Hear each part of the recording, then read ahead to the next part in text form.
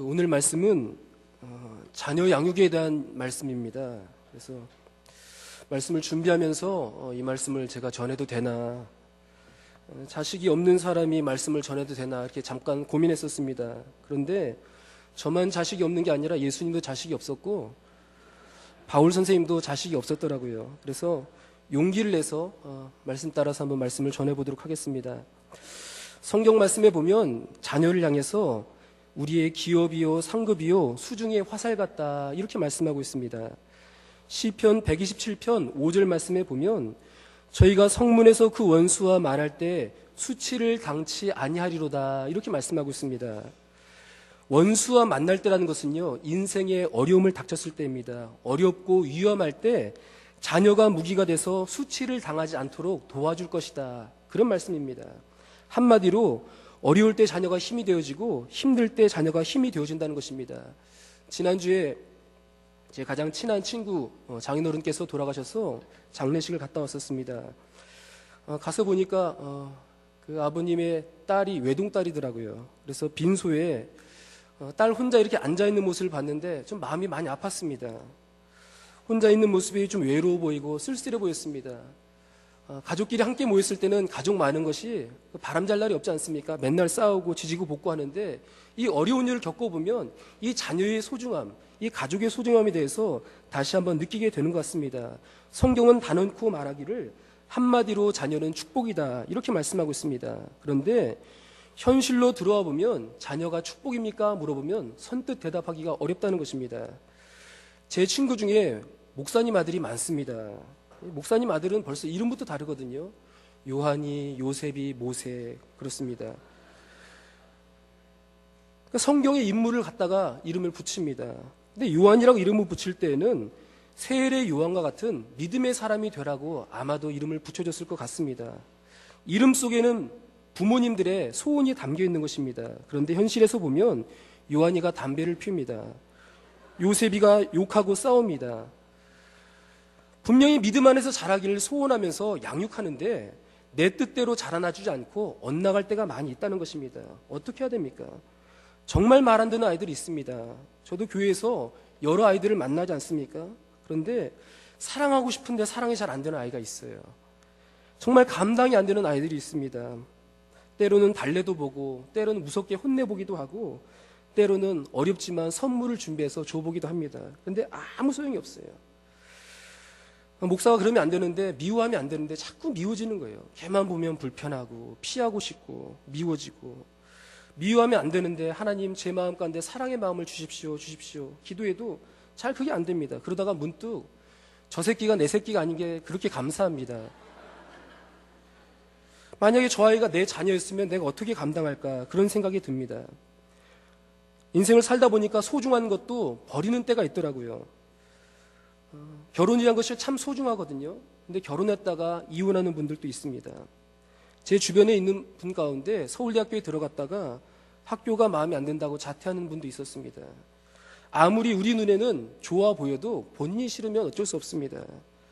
큰 사업을 일구다가도 포기하는 사람이 있습니다.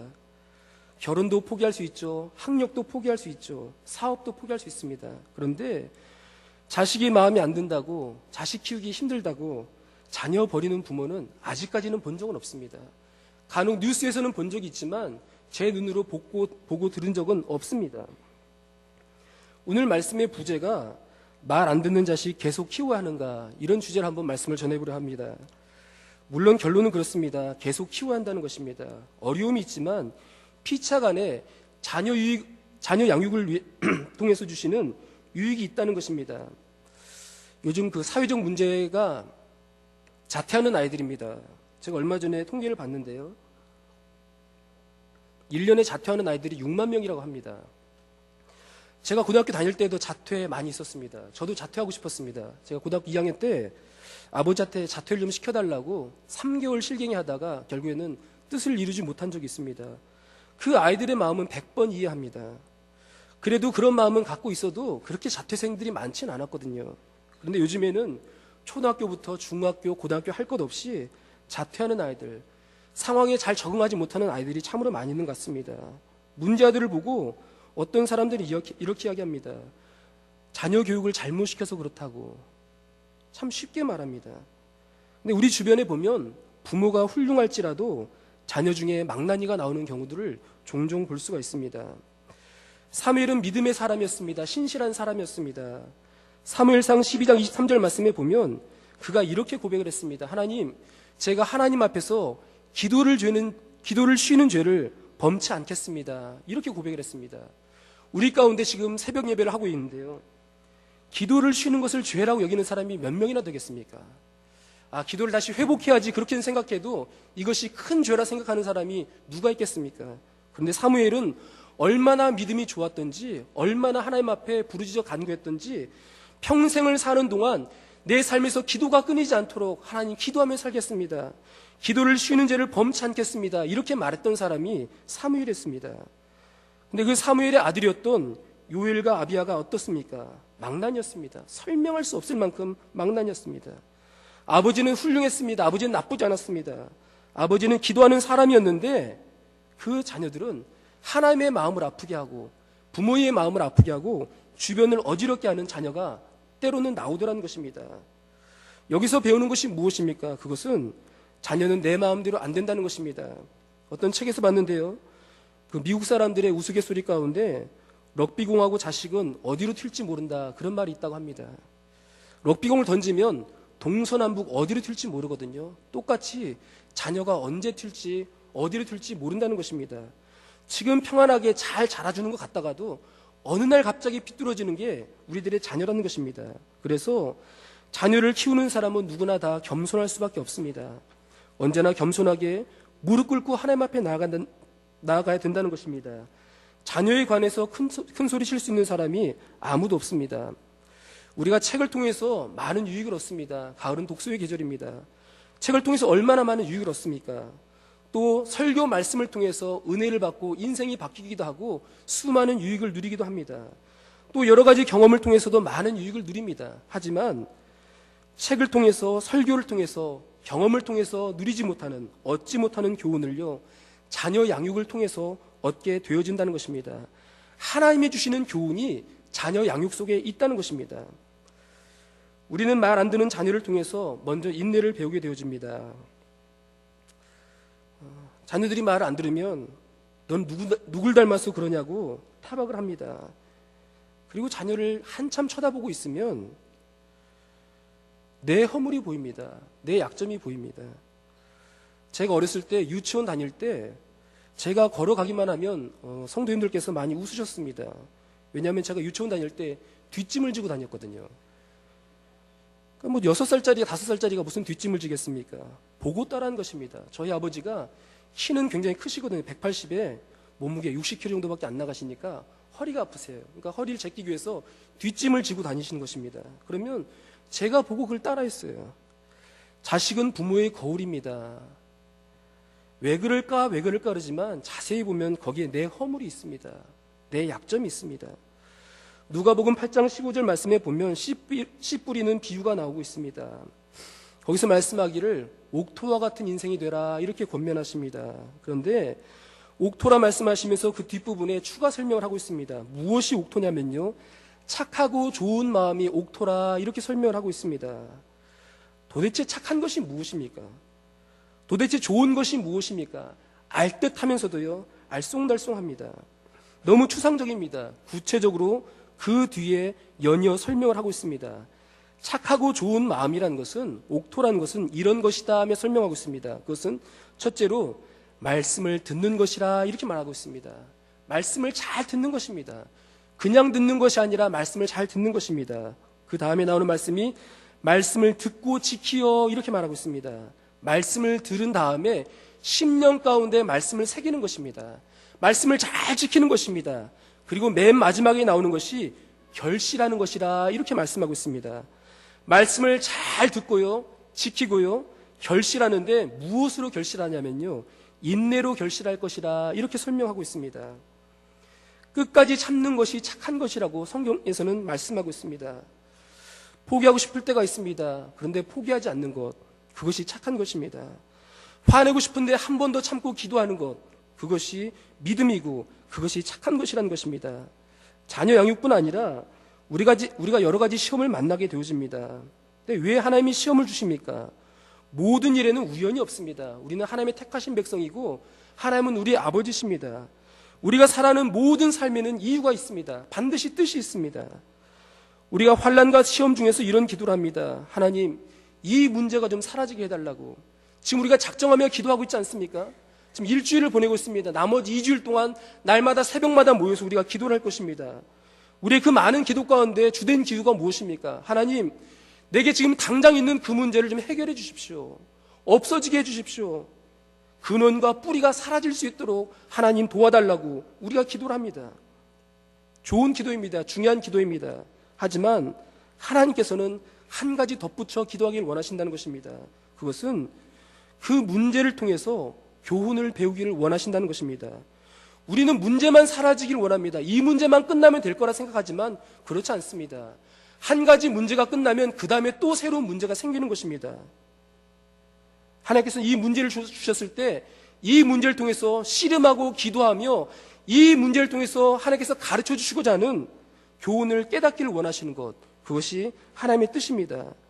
하나님께 있어서 문제는 아무것도 아닙니다. 말 한마디면 없으실 수 있습니다. 그런데 여전히 우리가 문제 속에 살게 하시는 것은 문제 속에서 온전해지고 구비해지고 부족함이 없는 완전한 믿음이 되기 위해서 하나님께서 우리에게 문제를 허락하신다는 것입니다. 온전해지는 것은 쉽게 알 수 있을 것 같습니다. 구비라는 것은요, 우리가 갖춰야 될 여러 가지 덕목들이 있습니다. 그런데 여러 가지 덕목을 다 갖추는 것, 그것이 구비입니다. 완전도 비슷한 의미죠. 온전이나 구비나 완전이라는 것은요, 다 비슷한 의미입니다. 우리에게 부족한 것이 있는데 그 부족한 2%를 채우는 것이 무엇이냐면요, 인내라는 것입니다. 인내를 통해서 하나님께서 우리에게 가르쳐 주시고자 하는 부족한 우리의 약점들을 이 인내의 과정을 통해서 채워주신다는 것입니다.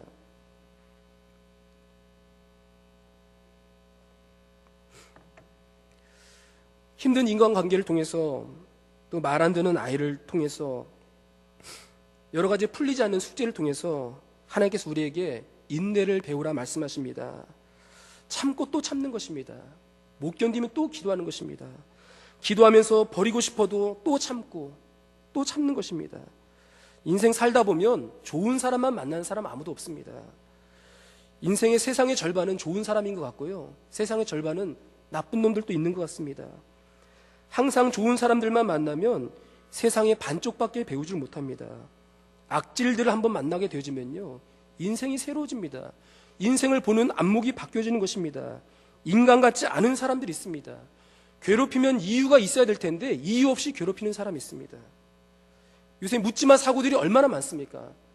아무 일면식도 없는데도 불구하고 갑자기 칼로 해코지하고 그런 세상이 되었습니다. 안 만나고 싶은데 안 만날 수 없는 관계가 때로는 있다는 것입니다. 남자들은 대개 군대에서 그런 사람들을 만납니다. 이 말씀을 준비하면서 저는 생각나는 사람이 있습니다. 그놈의 이름은 한현중입니다. 제가 군대에 들어가서 훈련소 마친 다음에 자대 배치를 받았습니다. 포항 1사단 7연대로 배치를 받았습니다. 근데 참 만남의 복이 있어야 되는데요, 지지리도 만남의 복이 없었어요. 저보다 한 개수 위에 선임이 하나 있었는데요, 하사관으로 한 개수 위라는 것은요, 불과 2달 차이입니다. 2달 먼저 온 거예요. 2달 먼저 오나 2달 늦게 오나 그게 뭔 차이예요. 그럼 나이도 저보다 1살이 어립니다. 근데 그놈이 저를 괴롭히기 시작하는데요, 지금도 제 치아가 다 깨졌어요. 저희 집안이, 저희 아버지가 참 치아가 좋으시거든요. 지금도 73살이신데 치아가 좋으십니다. 근데 제가 그토록 좋았던 그 치아가 다 깨졌어요.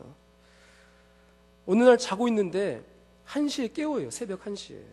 곤히 잠들 때 아닙니까? 얼마나 노곤합니까? 신임하사라는 것이 정말 긴장의 연속이거든요. 피를 말리면 지내는 거거든요. 그러다가 정말 죽은 듯이 자고 있는데 새벽 1시에 깨웁니다.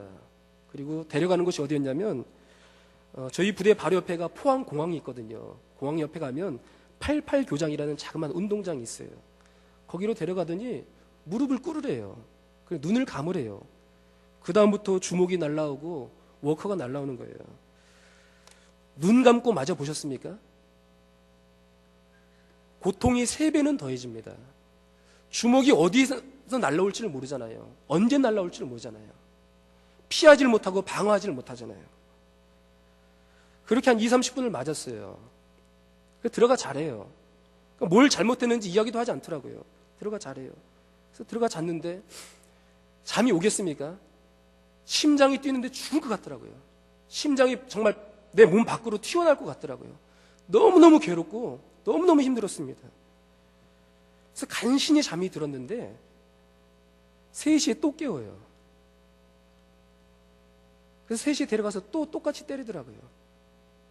그 다음에 5시에 또 깨우더라고요. 이걸 몇 줄 했습니다. 그때 제가 믿음이 좀 있었어요. 제가 훈련소에 들어갔을 때 훈련소에서 주신 은혜가 있더라고요. 제가 정말 날라리였거든요. 정말 믿음 없었거든요. 근데 이상하게 힘든 훈련을 받고 예배당에 주일에 들어가면요, 멀리서 찬양 소리가 들리기 시작하는 그 순간부터 눈물이 나기 시작하더라고요. 근데 이 눈물이라는 게 그치질 않는 거예요. 1시간 동안 그치질 않는 거예요. 창피해 죽겠는 거예요. 막 혀를 깨물어도 방법이 없어요. 눈물이 그치질 않는 거예요. 그렇게 힘든 순간을 은혜 가운데 예배로서 이겨냈거든요. 근데 그렇게 몇 주를 괴롭히니까 못 견디겠더라고요. 그래서 어느 날은 무릎을 꿇으라 그러고 눈을 감으라 그러는데 실눈을 떴어요. 봤더니 제 바로 옆에 요만한 짱돌이 있더라고요. 순간 들고 치고 싶었어요. 근데 하나님이 말리시더라고요. 그 전까지 제가 굉장히 고집이 셌거든요. 지금도 고집 세요. 제 문제가 많거든요. 그러니까 하나님께서 문제 많은 야곱을 더 문제 많은 라반을 통해서 깨뜨리시잖아요. 지나고 보니까 그 사람이 죽일 놈이 아니라 제 인생에서는 라반이었어요. 지금도 생각하면 기분은 좋지 않아요. 근데 안 만나고 싶은데 안 만날 수 없는 사람이 있잖아요. 군대는 전출 못 가잖아요. 안 만나고 싶은 직장 동료가 있고 같은 반 친구가 있고 교회 안에서 그런 사람이 있으면 이것은 정말 비극입니다. 근데 안 만나고 싶은데 안 만날 수 없는 사람들이 있습니다. 근데 이런 사람을 만나게 되면 너무 많은 것들을 배우게 되어집니다. 저는 거기서 성격이 많이 바뀌었어요. 진짜 인내가 무엇인지 하나님이 가르쳐 주셨고요. 진짜 사랑이, 그전에도 사랑 이야기는 많이 했거든요. 사랑이 아니었더라고요. 진짜 사랑이 무엇인지 가르쳐 주셨습니다. 우리 진짜 기도가 무엇인지 가르쳐 주셨습니다. 그 전에 내가 배웠던 것은 다 가짜였습니다. 정말 만나서 견딜 수 없는 그 과정을 통해서 진짜 믿음과 진짜 저를 만들어 주셨습니다.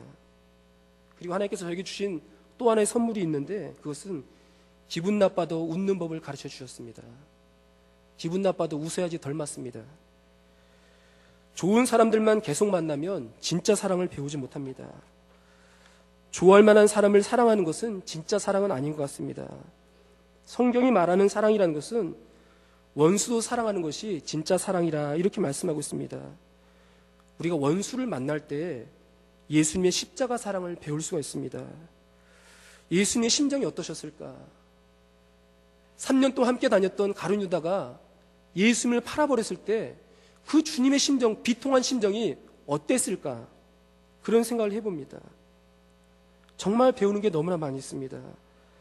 학교에서 배울 수 없는 것, 나를 괴롭히는 그 사람을 통해서 배웠습니다. 우린 2가지를 잘하면 될 것 같습니다. 인간관계에 있어서. 하나님께서 좋은 사람을 만나게 해주시면 감사하면서 기쁨과 위로와 편안함을 누리면 됩니다. 반면에 때론 우리에게 라반 같은 사람을 붙여주실 때가 있습니다. 피할 수 없습니다. 야곱이 라반 밑에서 20년 있었습니다.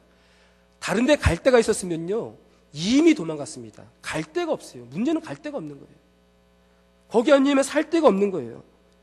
그래서 라반 밑에서 20년 동안 인내하는 법을 배웠고 기도하는 법을 배웠습니다.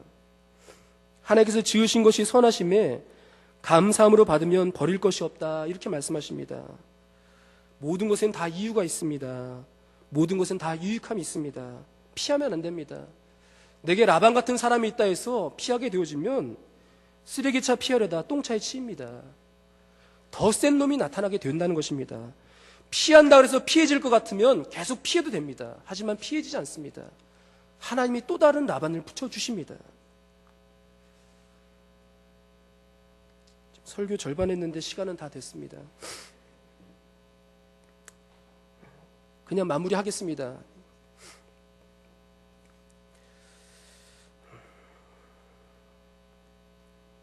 좋은 사람 만나는 것이 얼마나 큰 축복인지 모릅니다. 우리가 하나님 앞에 간구해야 될 여러 가지 기도 제목 중에 하나가 만남의 복을 구하는 것입니다. 우리가 자녀를 위해서 기도할 때에도 좋은 선생님들, 좋은 친구들, 좋은 직장 상사, 군대 동기, 저 같은 선임 만나지 마시고 좋은 사람들 만날 수 있도록 만남의 복이 있어야 됩니다. 하지만 그렇게 해도 때로는 우리의 부족한 2% 때문에, 연약함 때문에 라반 같은 사람을 만나게 해주실 때가 있습니다. 그때에는 우리가 그것을 통해서 인내를 배우고 기도를 배우는 것입니다. 제가 지금 절반의 설교를 했는데요. 앞부분의 설교 요지는 그것입니다. 결혼 생활도 때로는 깨어질 때가 있고, 아무리 좋은 직장이라 할지라도 그 직장을 저버리고 나오는 사람들도 있고, 명문 학교라 할지라도 그 학교를 포기하는 사람들도 있습니다. 싫으면 포기할 수 있습니다. 그런데 싫어도 포기할 수 없는 한두 가지를 하나님께서 우리에게 만들어 주시는 것 같습니다. 그것이 자녀 양육이 아닌가 그런 생각을 해봅니다. 아무리 걔들이 힘들게 한다 할지라도 마음 아프게도 버릴 수 없잖아요. 근데 버리지 않고 그 자녀를 붙들고 씨름하며 기도할 때 그 아이들이 변하는 것이 아니라 내가 먼저 변합니다. 우리 자신이 먼저 깨어지고 우리가 먼저 새로워집니다. 하나님께 주시는 유익이 거기에 있는 것 같습니다. 우리 사랑하는 성도님들, 좋은 사람 만나시면 그 기쁨과 위로와 편안함을 만끽하시고, 나쁜 사람을 만나게 해주시면 진짜 인내와 진짜 기도를 배우실 수 있는 귀한 성도님들의 복된 삶이 되기를 소원합니다. 기도하시겠습니다.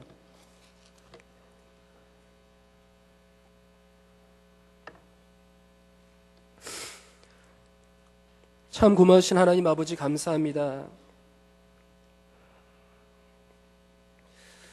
주님께서 우리를 사랑하시되 끝까지 사랑해 주시고, 저희를 사랑하시되 죽기까지 사랑해 주셨습니다.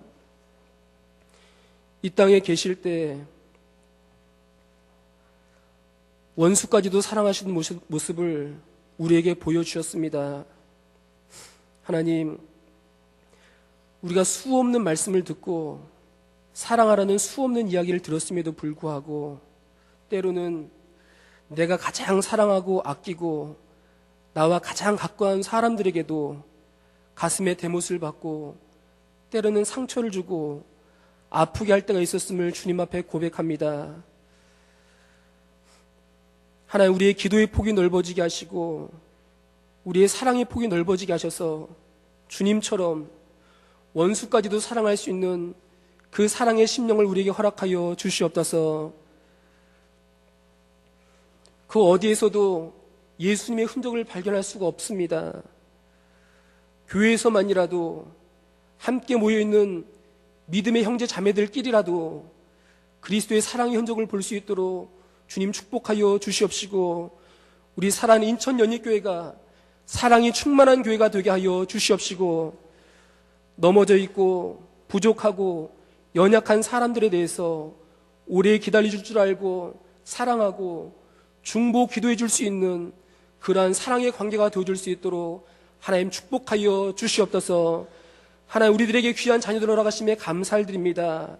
하나님, 그 자녀들을 믿음 안에서 잘 양육하게 도와주시옵시고, 먼저 신앙의 모본을 보일 수 있는 살아가는 귀한 부모님들 되실 수 있도록 주님 축복하여 주시옵소서.